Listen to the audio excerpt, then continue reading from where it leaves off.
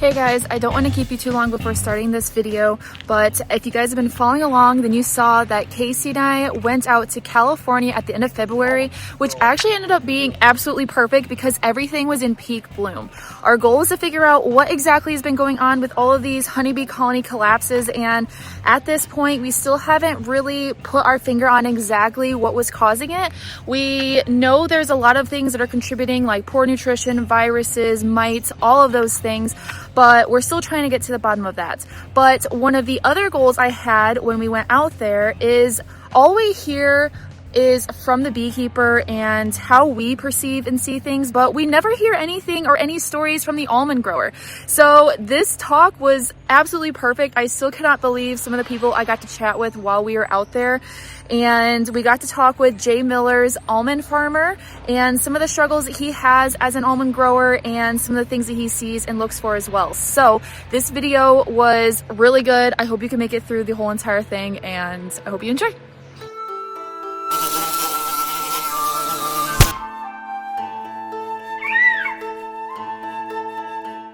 Hi. I'm Emily. Emily. Okay, Emily. Oh no. Casey. Again, everything I said is true. I can't help myself. So anyway, what are we going to learn? You tell us. What are we going to learn? How to nuke bees. Well, first of all, I guess we'll start with Jay and everything he's done since I've met him, and he's been a wonderful beekeeper. He's really an unusual guy. Yeah. He is. You say. And, We figured that part I couldn't be happier. These are my squirrel getters. Aww. I couldn't be happier with having Jay as a bee man. I'm not saying that right now because he's here.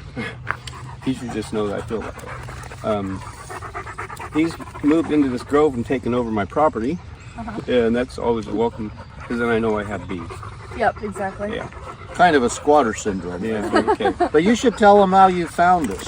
Oh, I had some bees that came in from a guy that I'd had for a couple of years, and they were empty. They were just dead.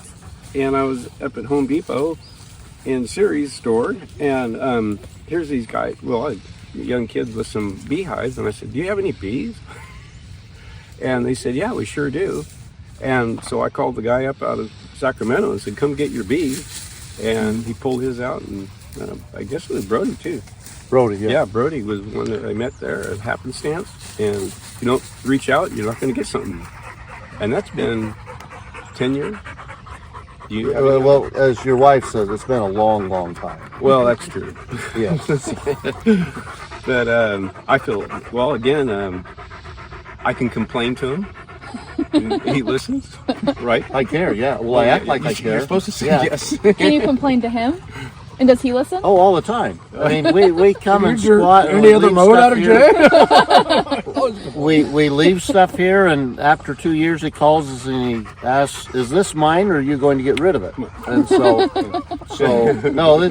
Tom has been just a great asset in that he's introduced us to other people, and he manages his grove well, and yet he's kind enough to have expectations to do what he wants us to do and communicate it clearly. So yeah.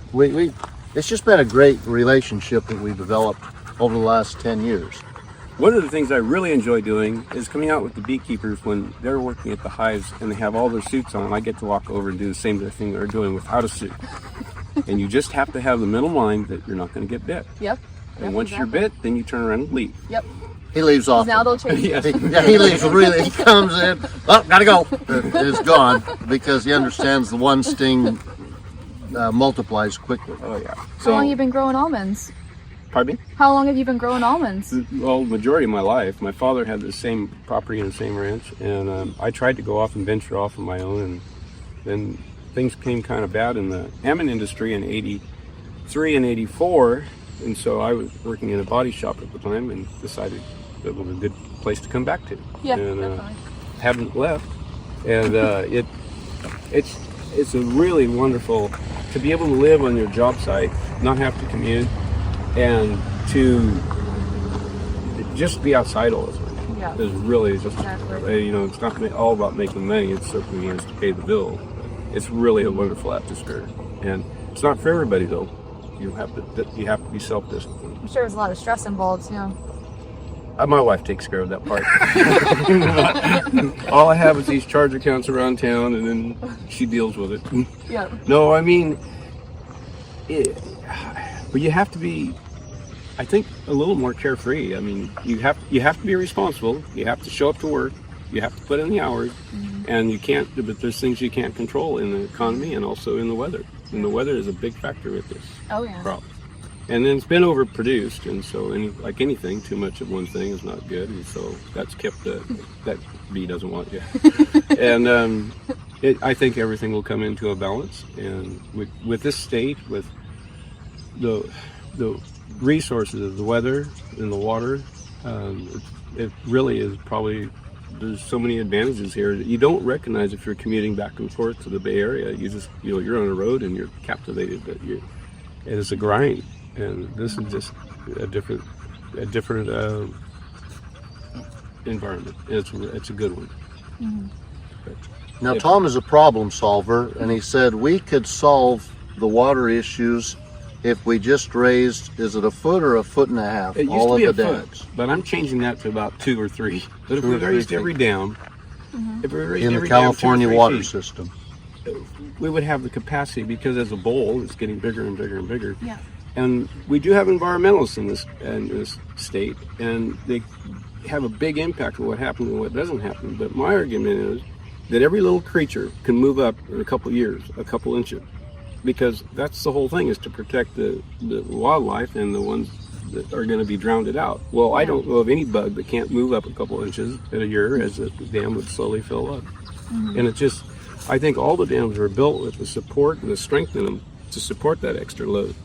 And yet we are really struggling for water and struggling to get new dams in. But the new dams are going to be affecting because they're going to fill up quickly, and that's where those creatures are going to have a little harder time. They've got to move quicker. And I think they can. I think even then. The water shortage and demand for it is a big issue, very big issue. well, and then the other interesting challenge is the fear that they pull so much water out of the aquifer in a short year in such close proximity to the ocean that there may be the leaching effect that we get brackish water into the water supply. Are you drinking that Kool-Aid, or you don't think that'll happen?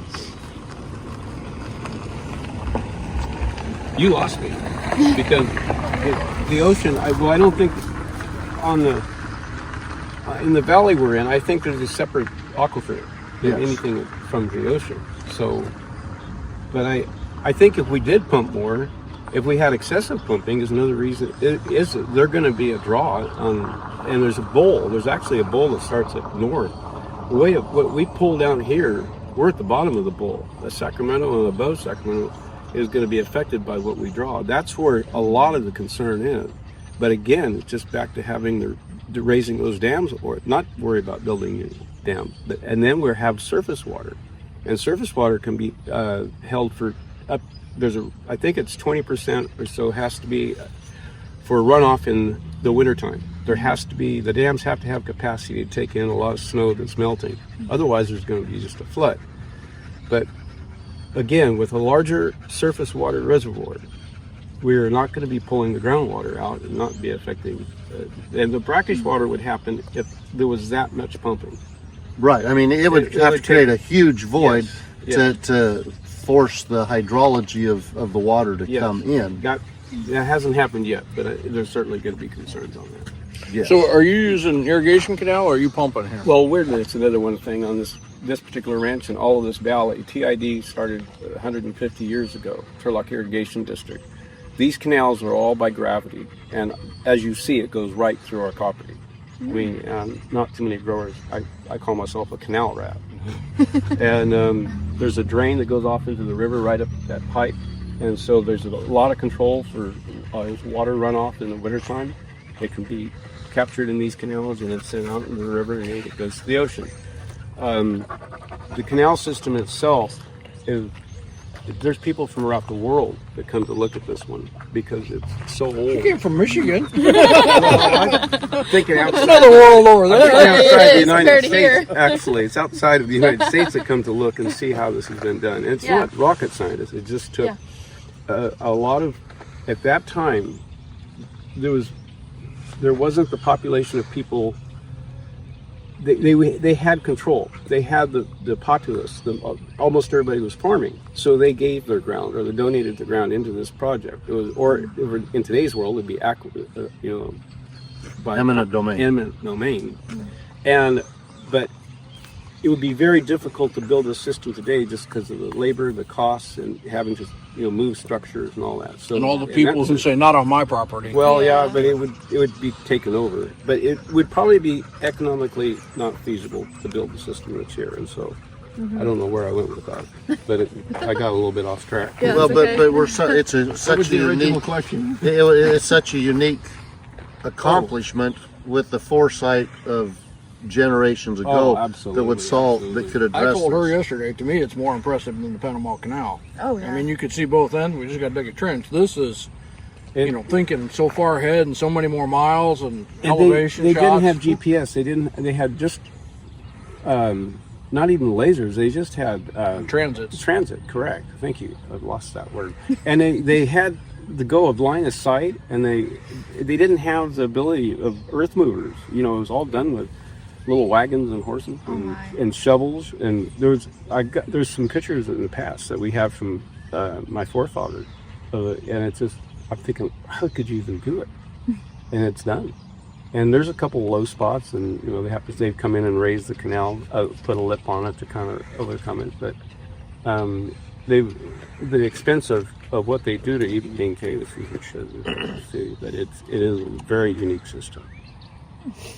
And so, But a testament to your cooperative nature. When we first started coming here, you flooded all of this, and now everything is drip or microjet irrigation. that was in a couple short years of a drought, and I take advantage of the district water as much as I can because I'm not using pumps.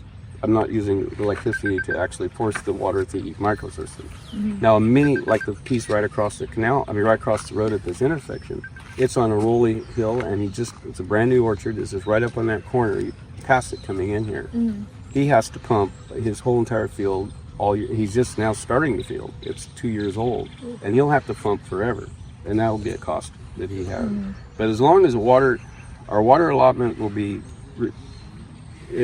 48 inches is what we're supposed to have. Sometimes that's 4 feet of water, but sometimes it'll get down to 2.5 feet.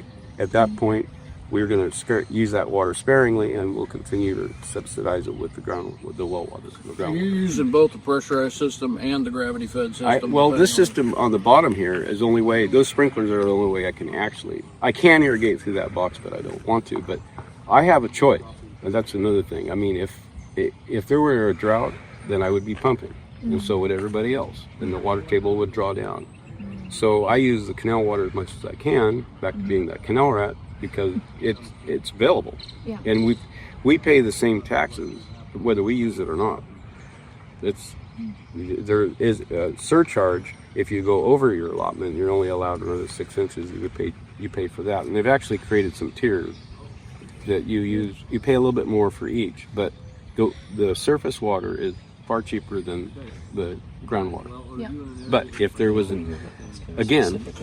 you had, you're not going to let these trees die. You're going to you'll do whatever you're going to do, and if you only have the groundwater to work with, that's what you're going to do. Yeah. And work with. So, I wasn't expecting this. No, you're okay. We appreciate your time. You're doing wonderful. What? You're doing wonderful. Oh, I don't know. Well, one of the things we have to talk about when we pull up and play is we want to talk about how farmers spray applications and things like that can be good or bad. But this was a beautiful shot, actually, without getting a drone out and anything else. And you throw out a nice fog this morning, so instead of a clear spray that we can't see, it was really visible. Oh, okay. It'll look good on camera to say, this is what they do. Okay. Yep. Sure. What are you spraying, if you don't mind me asking? Right now it's a fungicide, not an insecticide. This is going to be for bloom, and there is a rain. It's better to be ahead than behind. Yeah. So I'm coming in a little bit ahead of the rain, and I'm coming in on every other row application, which gives me about 7 to 10 days worth of protection. Yeah. And so if there's another rain, I'll come. These, if you look at the tracks, they're every other row, and I happen to have not the best memory. So then I'll come in the following week and come in on the other row. Oh, okay. And but it's a fungicide. Okay. And So there's what also you should really get out of this is he's not indiscriminately just deciding to throw chemicals. This is a very well thought out, engineered plan that he's of developed. course. well, no. It's the field bin, and it's also the cost of materials, and there's also nutrients that go into it, for supplemental nutrients for. I do have a question about that because I thought it smelled a little bit like nutrients, but my question is, how does the tree absorb it without leaves on it? It goes into the bloom.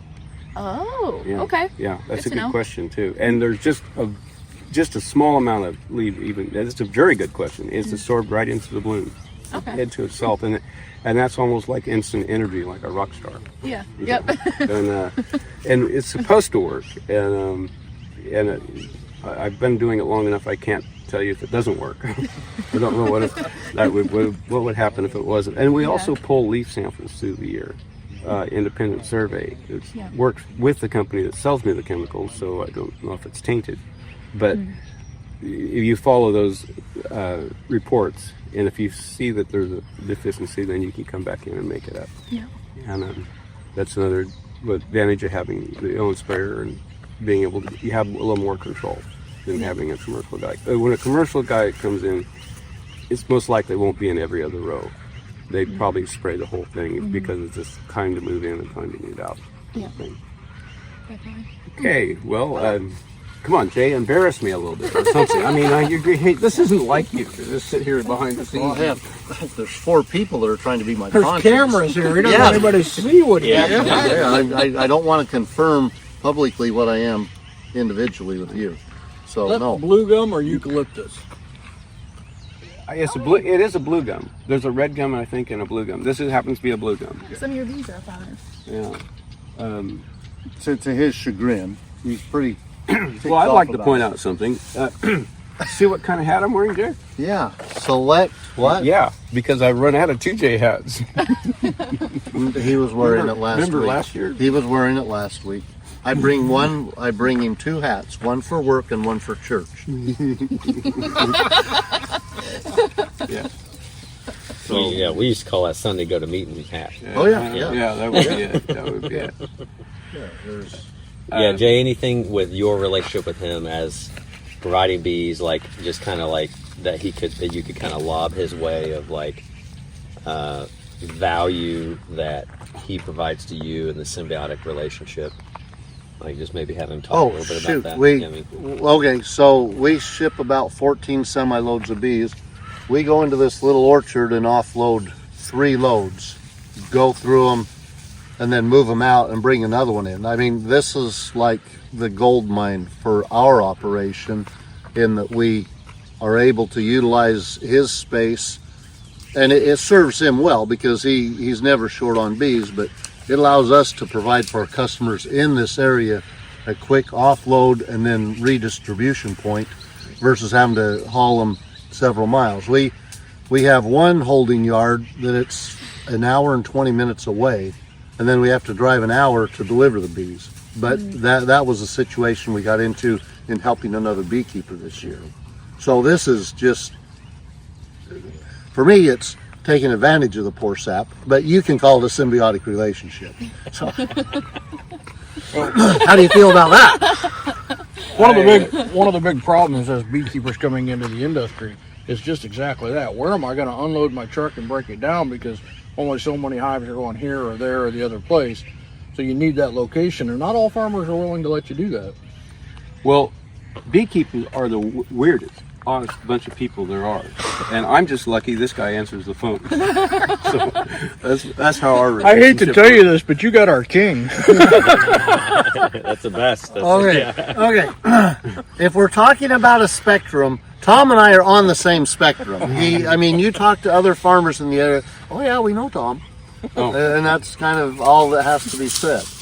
Tom, can you explain just for a moment, just for a brand new person who is not familiar with the crop that you produce, and then the necessity of bees in the process, but then also the difficulty level of water and the climate here, and how you need to get the most out of your crop, and how bees kind of assist in that process. Can you just kind of like dumb it down for someone? Well, quickly, you start a tree at 1 year old, 1 year of age, and you're not going to get a crop that's worth harvesting for about 5 years. But during that time, there's a lot of cultural practices, and it doesn't include the beekeeper at that point, but time you're trying to create a harvest in a crop, you will definitely need bees.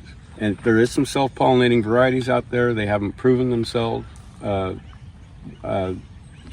even some of those varieties are encouraging to have a few hives per acre, at least 1.5 or so. So bees are going to be in the agricultural aspect of farming. And not only, I don't understand the other crops, but there's other crops that they do pull them out of and go to. Without a good beekeeper that answers his phone, you're not going to probably have bees come in. And the quality of the bees that come in will depend upon the beekeeper and himself, as what how he cares for them. And more so, not when they're here, but when they're not here, is what I don't see. But if they're not either moved to another location or fed, I know that they can die out. They have probably about the time they think they've got one disease handled or one thing, a new one comes along. And so they work around the year that I don't see, and it's only a 6-week period where I do. So but at this, and it's not the only crop that they do need bees on. So they're a very viable part of agriculture for sure. Let me ask a follow-up question. If you didn't have bees on your property and there were none within 2 miles of you, what would you anticipate the impact that would have on your harvest? Well, the reason, okay, I can try to answer that, but I can't answer it because I've never not had bees except for the 1 year that they were dead. So we have, my father as well as myself have never farmed without bees. The idea of not having bees, I'm only speculating, but I would have to say somewhere at least 40% less, and it could even be more. It could probably even go higher, but no one wants to practice that or check it out. It would be below the cost of production. If you were to lose 40% of your crop, you would be below cost of production, and you can't do that unless you have a big bank account, because you would not last. That's the only way I can put it. That's good. Thank you. Okay. Thanks for indulging me. Oh, well, I'm... Because I don't want to put his voice in there. That's why I didn't want to. I understand. Jay. Well, I mean, we will in a minute. Shots fired. it's going down. We have to limit your content. Yeah, that's right. People can only handle so much of it. See, they're not nice people. Well, Oh, Jay, that was nice. We didn't really tell you what we were I guess one thing, Jay can handle this. Yeah, that's right. You can, I've tried to poke him a few times, and he can't be rattled. So he's just. He's got like 9 daughters. You know, I understand that. What's the difference? Well, it's a 6 just turned around. Well, yeah. It's one or the other, down. right? Yeah, You it's sure? one or the other. Wait a minute. You don't know? Yeah, no, it's 6. Okay. Yeah. Yeah, that probably would change any man's personality. Yeah. In a good way. Oh, okay. Yeah, in a great way. I mean, they ask me how I am today, and I say I'm overweight and sensitive. And that's there's no better way to get there than with a woman. Overweight, and then He's not just going to go realizing that I have here. said another thing that offended him. Oh, So, So tell her about the squirrels. I tell her the squirrels here are actually tree squirrels, but apparently in California, tree squirrels are not allowed up the tree. Right down this bank here is a good example of, I mean, it might be hard for you to catch, but this erosion right here, and even farther a little bit of that, especially the next layer down, is ground squirrel. And I've had holes that are starting that orchard and come over through here and had several washouts. So there is the red tail ones are tree squirrels, and then the ground squirrels are a grayish one, and they're smaller, but they burrow they're worse than a gopher. Really? Oh yeah, Well, they're as big as a small cat, aren't they? they could Oh, be. my. If our dogs would just get to work here, they usually. She took one of them caught Yeah. something and Oh, they're crazy once they tree them. They won't. They'll stay. They'll stay out here in the dark.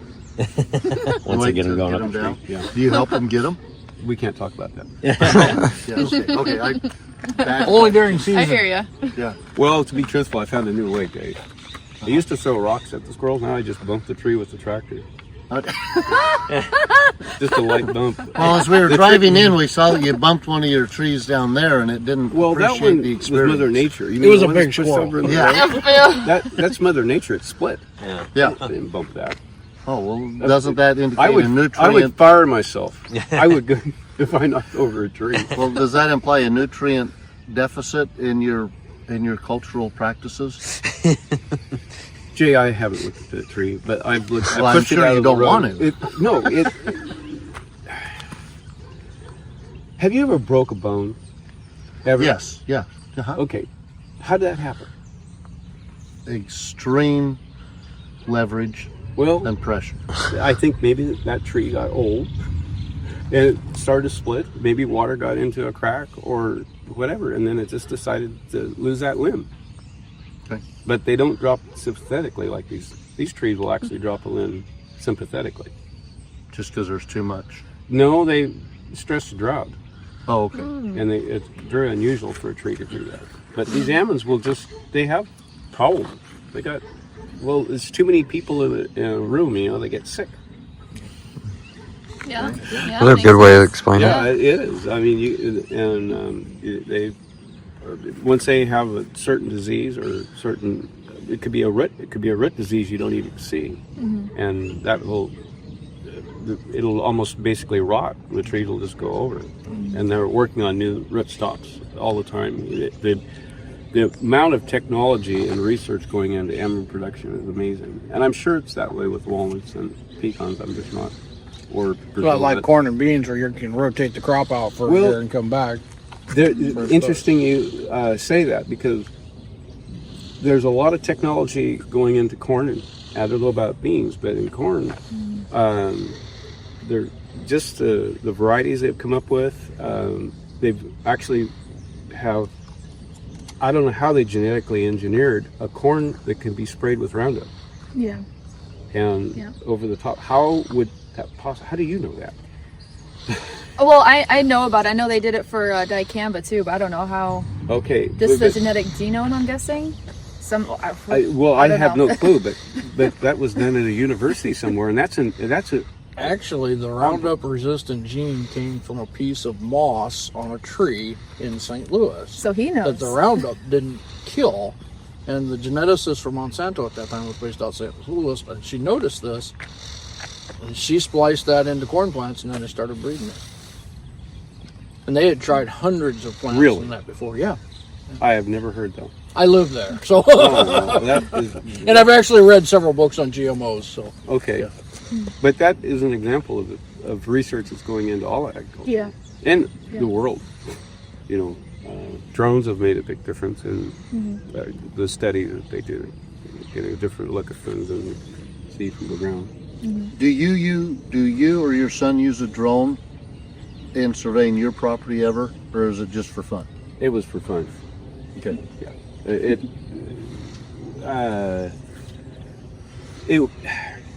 I would say it'd be helpful, but I can find the dead trees as I go through. Yeah, well, one of the things your acreage is small enough, Yeah. and you're in it yourself. In a sense, you intensely and farm it, so you know every a row. large grower, and there's huge growers. I mean, thousands of acres. A drone would be very, very practical for them. They could get over their whole ranch in the hills, and where there's not the roads going through them and all that. They would be able to have access to see what's going on very quickly, and I think that would be an important thing. This is Sunday, so it's a very quiet day on this road. Yes. Usually there's milk trucks and feed trucks and everything else, so you picked a good day. I believe this is the owner of the dairy back there. His name is Joe. Oh. And Are you done? Were you done spraying, or did you stop? no, that's okay. Well, yeah, because I think I could still probably use Oh. one more shot pass Oh, okay. when we're done here. Well, I was on a turn. I just got to remember what I was. Yeah, Yeah. you don't want to see the shot of me running over that dog. yeah, that's, Oh, the that's other frowned one, upon. the German Shepherd, not the big old fluffy dog, the stupid one, has a habit of wanting to bite that front tire. Oh. So it's, I would prefer it not be there and go find a squirrel. Yeah. Okay. Can I ask their I'll go names? back to work and Tom, thank Oh you. yeah. Can I ask the dogs' names? Pleasure meeting you. Yeah, Tom. sure enough. Thank you. What are the dogs' names? What are the dogs? What's the dogs' names? Oh, there's Shadow. Okay. Because that dog doesn't leave my side. The other one's Aw. Maggie. I don't know. It's a girl. So, Those are beautiful names. Thank you. but yeah. Thanks for chatting. Nice meeting you. Okay, very good. That's what we're saying right now, yeah. We're doing the finger pointing. Everything's helpless. Finger But- pointing, yes. But we can't get out of this. We can't change what we don't understand. Yeah. We really can't. Yeah, that's true. So that's why we've come out here to try and understand this. Yes. Now,